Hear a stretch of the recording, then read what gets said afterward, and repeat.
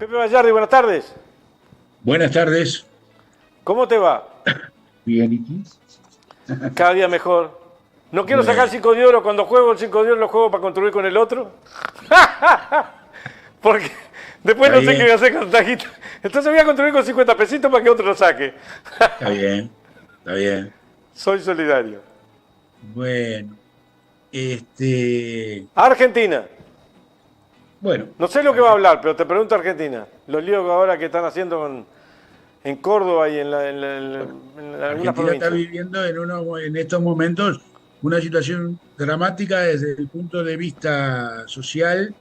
Vemos en la televisión, hemos visto en la televisión los saqueos, hemos visto, diríamos, la situación compleja que está enfrentando Argentina en estos momentos de cara a octubre. Yo no creo nunca en las casualidades ni las espontaneidades, ¿está bien? Siempre la cola del diablo trato de perseguirla, porque el diablo mete la cola y en este momento estamos en una situación muy complicada de cara a la segunda vuelta que va a ser ahora en octubre, ¿está bien? En el que ha habido un resultado, diríamos,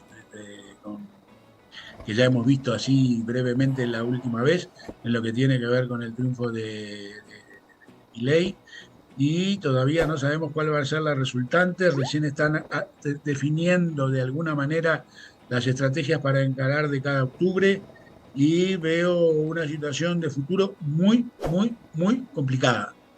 Y las situaciones complicadas cuando están en nuestros vecinos pegados a nosotros, con el nivel de relacionamiento que tuvimos en términos históricos con Argentina, nos lleva a seguir de cerca bastante este tema.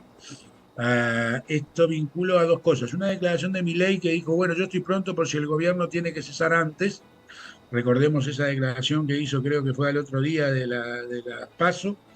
¿Bien? Y esto diríamos, hace recordar lo que fue la salida intempestiva de la Rúa en su momento, incluso el adelanto en su momento entre los gobiernos de Alfonsín y Menem.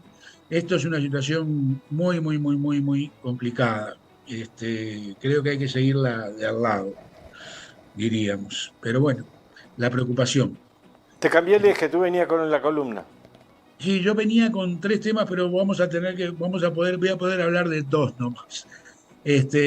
Un tema tenía que ver con la elección de la segunda vuelta en Guatemala, y que, bueno, hay un uruguayo que termina siendo presidente de Guatemala, ¿no?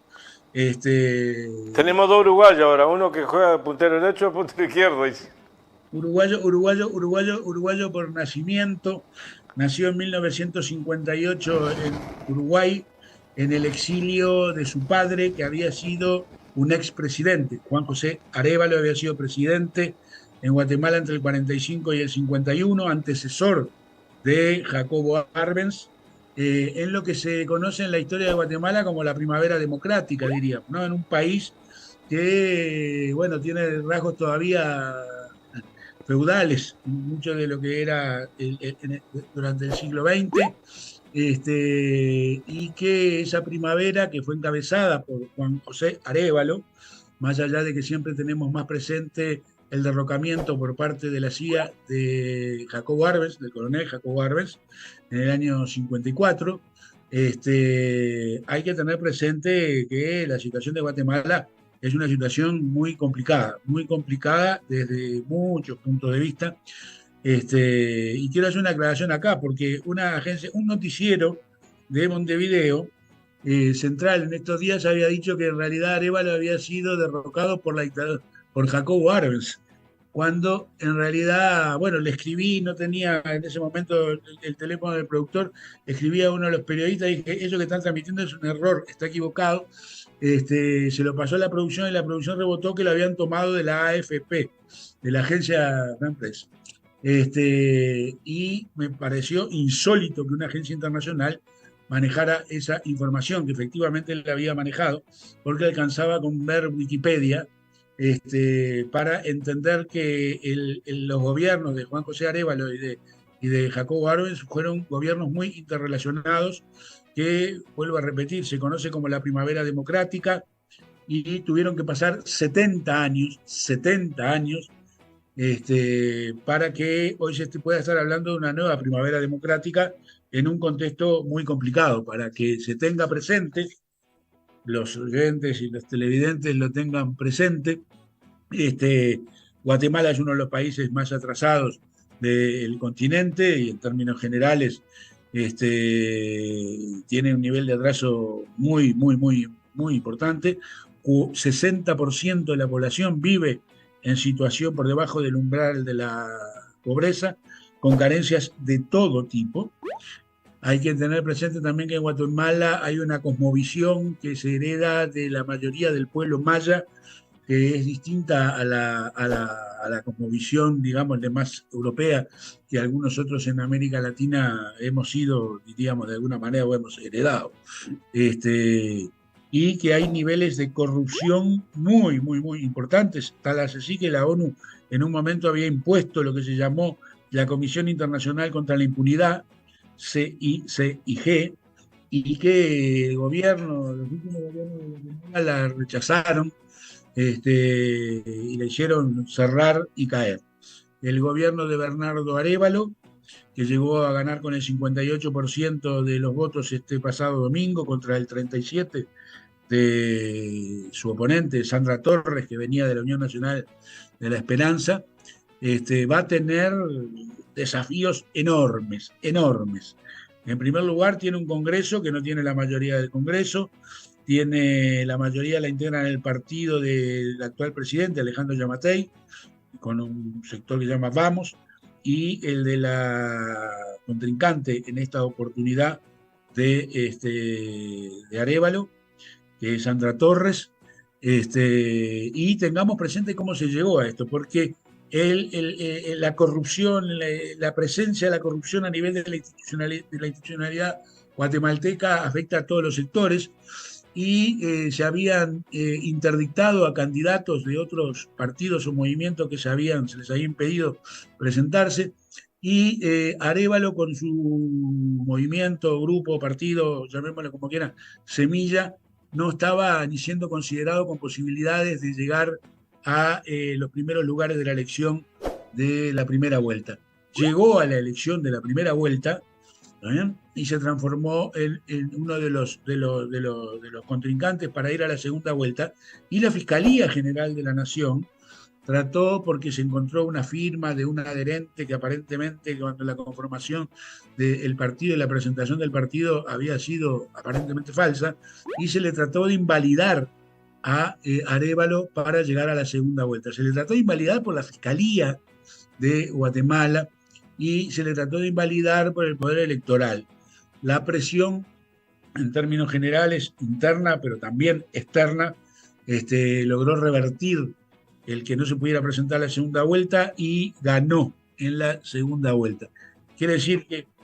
Perdón, Pepe, un esquema de funcionamiento del aparato, en este caso de uno de los poderes de la justicia, a lo largo y ancho de Latinoamérica y América también. Es la realidad de gran parte del funcionamiento de la estructura judicial y de la fiscalía de muchos países de la región. Ya hemos hablado de esto en otras oportunidades, y creo que es un tema que está presente de manera muy significativa. Pierde la derecha, fraude. Es fraude. Sí, hemos conversado que cada vez que pierde la derecha es fraude para tratar de invalidar la legitimidad de los gobiernos de signo progresista que llegan.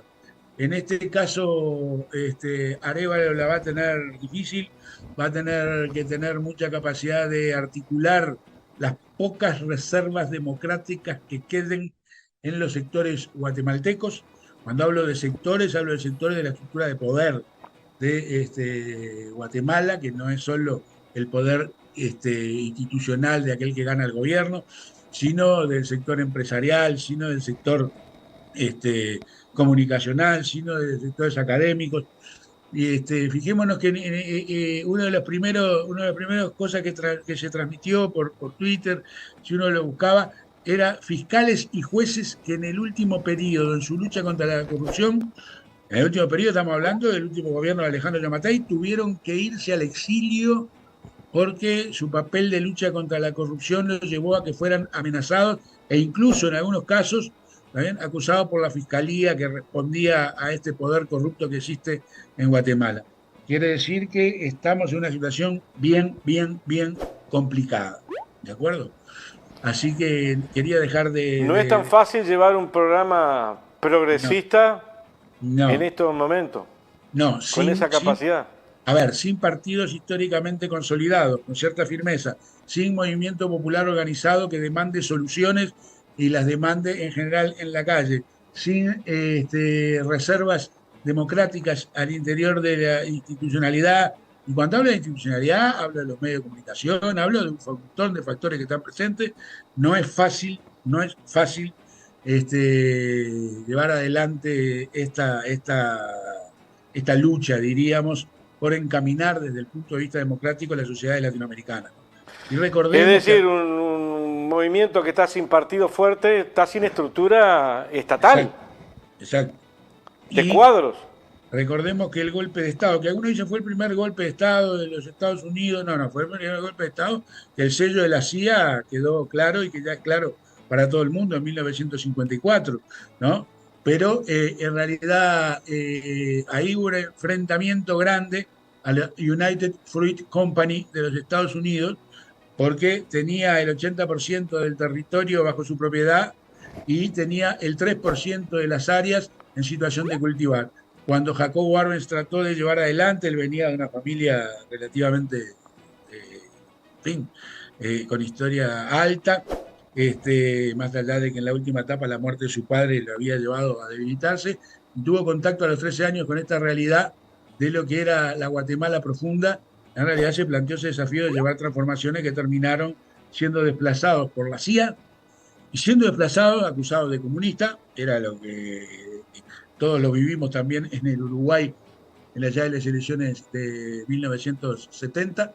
Y voy a poner una cosa acá, que hay un estudio ya hecho de que en aquel momento los Estados Unidos articularon con muchos medios de comunicación a lo largo y a lo ancho de América Latina, entre ellos en Uruguay también, entre ellos con directores de información nacional de periódicos de la época en Uruguay, para comprarlos, para deslegitimar a Jacobo Arbenz y subirse a la claque de los que hacían el trabajo para los norteamericanos acusando a Jacobo Arbenz de comunista.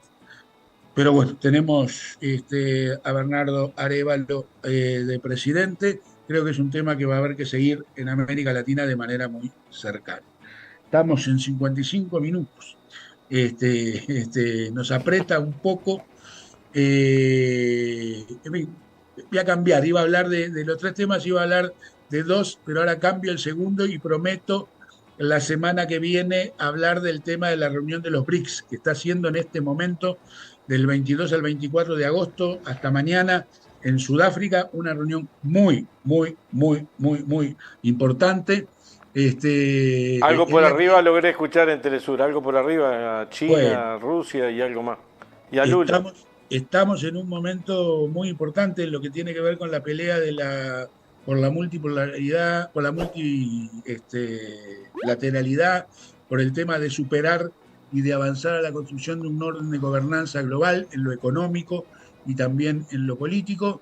Pero no me daría los 4 o 5 minutos ahora que quedan para hablar de este tema, que creo que está bien interesante que lo analicemos en profundidad, y mañana veremos cuáles son de alguna manera las Resoluciones. Sí, porque estaba planteado expandir el Banco de Desarrollo, la posibilidad de alguna manera usar el acuerdo de reservas contingentes, tiene el desafío de ver cómo se plantean las alternativas al uso del dólar en el comercio internacional, la cooperación y la transferencia de tecnología, en fin, hay una cantidad de temas y la ampliación de los propios BRICS. China planteó poner un satélite al servicio. Pero ahora 2 o 3 apostillas así, 2 perlitas nomás, por el tema de la elección en Ecuador. Y dejaremos lo de los BRICS para profundizarlo más, Néstor, la semana que viene ya con los resultados. Hubo elecciones en Ecuador en la primera vuelta. Recuerden que allá hablamos acá ya que Guillermo Lasso, frente a la situación de ingobernabilidad que tenía planteado, fue por la vía de la muerte cruzada, o sea, disolvió el Congreso, llamó a elecciones. Hubo una elección ahora, este domingo. En esa elección quedaron como candidatos para la segunda vuelta la candidata Lisa González de Revolución Ciudadana, vinculada al expresidente Correa, y Noboa, hijo de Alejandro Noboa. Ahora me va a salir el nombre de pila del candidato. Alejandro Noboa es uno de los empresarios más fuertes del Ecuador, que en realidad había sido candidato ya en 3 oportunidades. El padre del actual Noboa, el que va a la segunda vuelta, había sido candidato en 3 oportunidades, no había llegado. Y va a tener que irse a una segunda vuelta el 15 de octubre. Aclaro que no está fácil para la gente de Revolución Ciudadana, a pesar de haber ganado la elección, de ser la primera fuerza en la elección con el 30 y pico por ciento de los votos, porque tiene que enfrentar, bueno, el poder económico que está atrás, pero tiene que enfrentar también a la eventual alianza que pudieran sumarse a Noboa los otros candidatos que en realidad lograron superar el 14-15%, 18 creo que alguno de ellos, es Zurita. Zurita fue el candidato que sustituyó a Villavicencio, el periodista y diputado asesinado una semana antes de las elecciones, y a Jan Topic, que viene siendo el otro candidato, el que terminara cuarto. Y en mi opinión, Topic es un candidato que está vinculado a empresas de seguridad, una suerte de Bukele ecuatoriano, diríamos, que son sus propuestas, y muy probablemente Zurita y Topic llamen a votar por Noboa, por lo cual es un desafío importante. Y una cosa que hay que tener presente, me queda allá en el último minuto, es que en realidad el asesinato de Villavicencio, ¿está bien?, en la cual en las redes se empezó a acusar que había sido la gente de Correa y de Revolución Ciudadana. Siempre que pasa algo hay que ver a quién favorece y a quién no favorece. Y se empezaron a hacer las acusaciones. Creo que le hizo perder votos a Revolución Ciudadana, y que enfrenta a una situación difícil para poder ganar. Ojalá que me equivoque, depende mucho del tiempo de aquí a la segunda vuelta, de llegar, por lo cual la estructura de gobiernos de Ecuador no dejará de ser la estructura que está vinculada a la estructura de poder histórico que ha manejado. En diputados ganó con mayoría, sí, el correísmo. Sí, pero en las cámaras. En realidad, sí, no es lo mismo. La importancia del Poder Ejecutivo va a ser importante. Pero bueno, lo seguiremos viendo también lo de Ecuador, Néstor, y ampliaremos un poco más. Y prometo lo de los BRICS para la próxima. Bien, nos vemos. Un abrazo grande, Pepe.